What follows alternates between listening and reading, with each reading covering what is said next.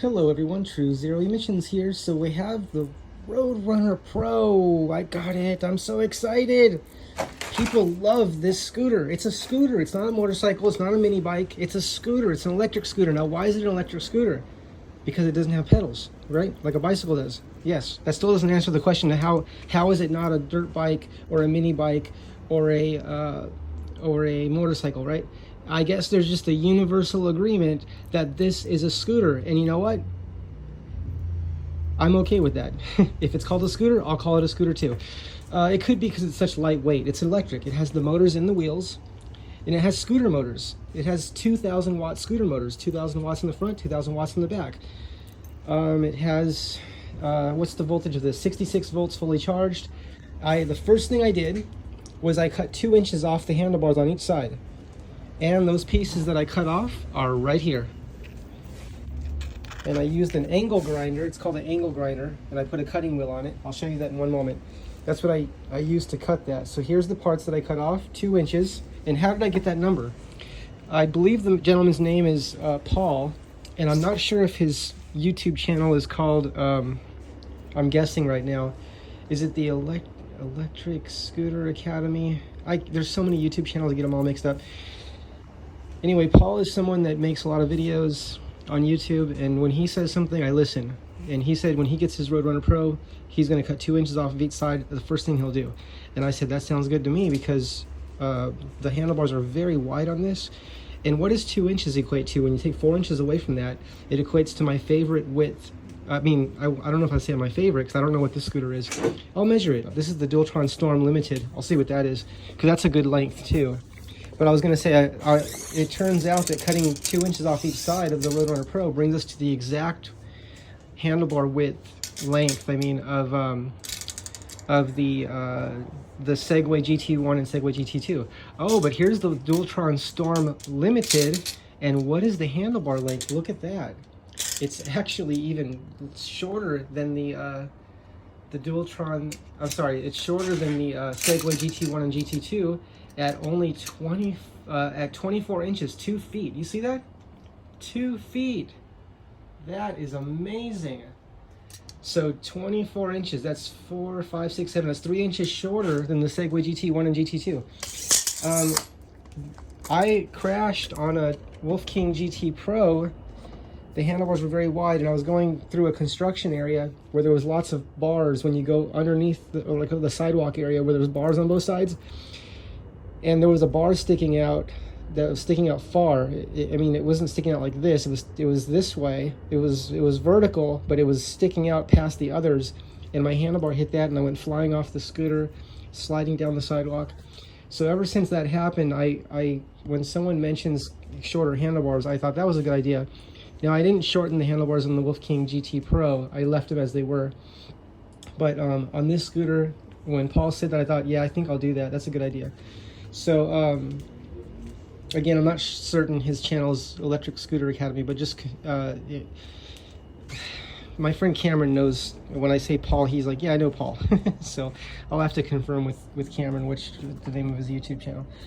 Anyway, what else? So I did notice that the headlight, now I haven't ridden the scooter yet.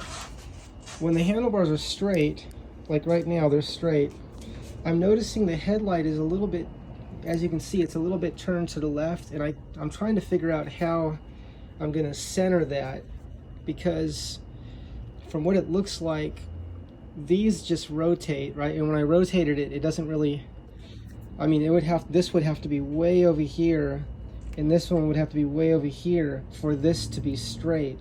Or I can have these straight, and this part of the headlight will be a little bit angled, but what I'm going to do is take these bolts out and see if this can move, or loosen this bolt and see if this can let the light go back. And if it can't, I'll just take a drill or something and make this hole come. I'll just spin a drill and push the drill bit this way, like a 1/4 of an inch, like this way, so that this can go back a little bit. And a 1/4 of an inch is an approximation. I'll have to, I'll keep moving the hole back. I can also move this hole forward a little bit to help center that light. I want the headlight perfectly straight. And I'll also double check to make sure there's no other ways the headlight can be perfectly straightened. As it is though, it may actually, the throw, I don't know what you call it, the viewing angle of the light might be wide enough that it doesn't really matter if the headlight's perfectly straight or a little bit turned. It may not matter. It might still cover everything. So I haven't even tried it yet. I just like things to be, you know, a certain way. So I'll be looking at that. Now, also, when I see the space in here, I can't help but notice there's all this space in here. I can stick my hand in here, and I'm just thinking that could be battery in there. We could have like more battery cells in there, but I know what's happening here. This bar is there, right? And if the battery was wider here, then you couldn't slide the battery out. But me personally, I don't feel that, I mean, I love the ability to take the battery out and change the battery. But what I would prefer, how do I say, there's a few ways to say this. One option is one really big battery, such as the 45 amp hour, 95 volt fully charged, 84 volt nominal, Dualtron Storm limited battery. That's an enormous battery. And that battery doesn't remove. See, it's so big. So the Dualtron Storm, the regular Dualtron Storm and the Dualtron Storm Up, which is I think 33 amp hour and 35 amp hour respectively, if I recall correctly.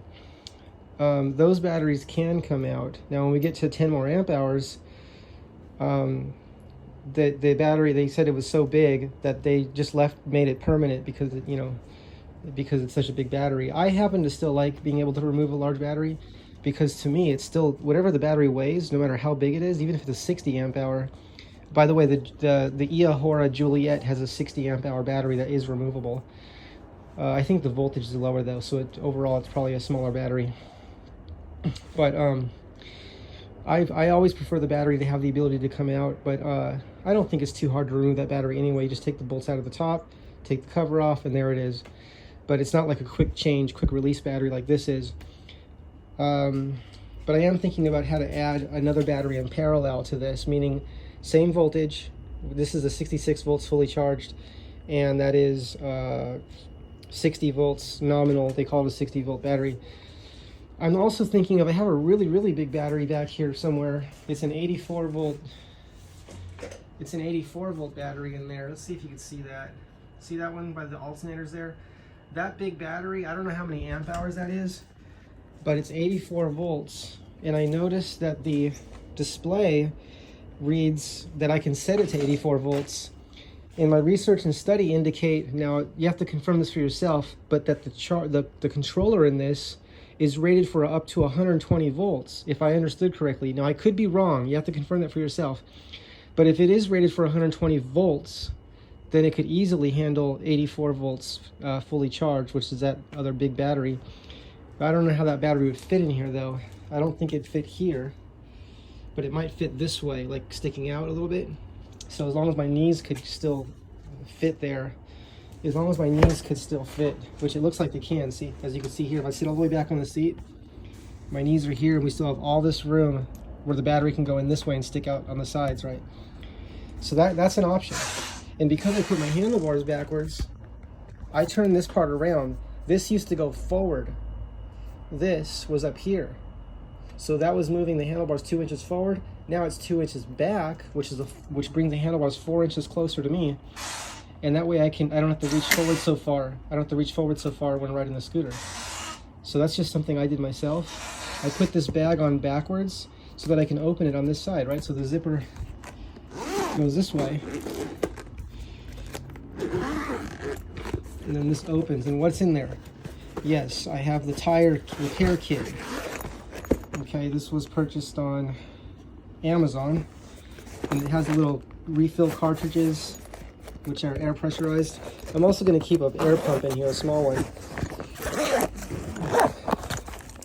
So this is the kit I purchased on Amazon. These cartridges have air in them. This goes to the tire and you can fill it up. These have plugs in it, but I'm going to say this right now. I would really love to see, and I really hope that Royal Motors can do this come out with a tire really quick, or at some point in time, as quickly as possible, that's a self-sealing, self-healing tire. I'm just completely used to not having the plug tires now. I think it's great that tires are tubeless and allowed to be plugged, right? But if I have a choice between plugging a tire with this kit and not having to do anything, just pulling the nail out or pull the screw out, I much prefer to not have to plug the tire. I prefer just pulling a screw out or nail out and it seals itself. It's self-healing, self-sealing. So I'm requesting that Voro Motors, as soon as possible, you could use the same tire and just make it a self-sealing, self-healing tire, or it could be another tire. It could be like an enduro tire, like the Wolf King GTR has, like with the big knobbies on it, but they're real close together, so it's for on-road and off-road. And that can be a self-sealing, self-healing tire for this. It's a 14-inch tire, or the same tire, just have that self-healing, self-sealing, self-healing layer in there. I'm going to be looking everywhere I can for any tire that's 14-inch that will fit this, that's already self-sealing, self-healing. I just love that layer that's put in there, that adhesive that's in there. It's a non-liquid, it's not messy at all, and if there's a nail or a screw, you can take that right out. That's what the Dualtron Storm Limited has. It's what the Wolf King GTR has. It's what the Wolf King GT Pro has, and many scooters have that. It's like an industry standard now. Universally, everyone wants the no flat tire technology because it eliminates flat tires. It virtually eliminates flat tires. What I mean by that is 99.9% of the time, you're not going to get a flat tire, because unless the whatever's making the hole is the size of your thumb, like really big, if it's a small nail or screw, which is most punctures are, but on that 0.01% of the time where it's something large, like a bolt, where it makes a big hole in there or slices the tire, like with glass, if it slices it, that'll be too big. It'll just spit that self-healing, self-sealing layer out. But like I was saying, the past 2 years I've been running the self-sealing, self-healing tires on all my scooters, and the scooters just come with them now. Dualtrons come with them. My Dualtron Thunder 2 has it right there, and they call it no flat tires. They literally just call it no flat tires right here. I mean, it's right there on the front. See that? They can say no flat tire because I pulled 10 nails and screws out of my back tire, and no problems. No problems. Didn't lose 1 psi of air pressure, not 1 pound. And that's the same thing with the Dualtron Storm Limited. That tire will seal itself. But this scooter here, the Roadrunner Pro, that needs these self-sealing, self-healing tires. This scooter is so popular, but we can still get a flat. If we get a nail in there or a screw and we pull it out, it's going to leak. Now, I don't like using the liquids. I've done that for years. I use the liquids, and in the liquids, they still leak out a little bit. They make a mess inside the rim when I change the tire. I don't like cleaning that mess up when I'm changing. I don't like dealing with the mess in there. I've made videos of it. I've showed pictures of it when I changed a tire that was self-sealing. That had the liquid in there, and it's just really messy, and it gets in the rim really bad, and it even can corrode the rim a little bit. Like, it sticks to it really hard. I have to scrape it off with like a screwdriver and sandpaper. So the self-sealing, self-healing is so much simpler. It doesn't get on the rim. It doesn't do anything to the rim. It's just on the tire. It's a layer on the tire, and it's great. So be sure to call Voro Motors, who makes the scooter. Voro Motors' own masterpiece here, and let them know you want to get the self-sealing, self-healing tires. Let them know you support that. Let them know you'll run those if they get them. And let them know what kind of tire you want to run, because if they're going to make a self-sealing, self-healing tire, and you have a preference for a tire that's different than the one that's on there, maybe they can even do that. Maybe they can come up with a new tire that's even more to your specific needs, and it's self-sealing, self-healing. But I would be happy if the same tire just had the self-sealing, self-healing layer. So please, Voro Motors, make that an option for us, so we can buy our self-sealing, self-healing tires from you and not even have to use our plug kit to plug that hole. We won't even have to bother with that. We'll just pull the screw out and keep on going. Okay, everyone, True Zero Emission signing off. And, as I said, I'll show you the angle grinder real quick. This is what I use to cut the handlebars with. It's just a metal cutting blade on there. And please always be extra careful. This has safety. You can't push this unless you pull this back. See this? This switch has to be pulled back or forward until you can do that. And they say always leave the battery off these until you're ready to use it. Don't just leave the battery on there at all times. Be extra safe. See how I left that battery off there? Be extra careful with those. We don't want anybody getting hurt. People get hurt all the time with anything that cuts, right? You have to be extra careful, not handle tools when you're tired, not handle cutting tools when you're tired, and wear eye gear, gloves, all the safety gear, work away from people, and just take all the safety precautions and be safe on your micro-mobility. And no, cars don't always see cars, and cars see micro-mobility even less so.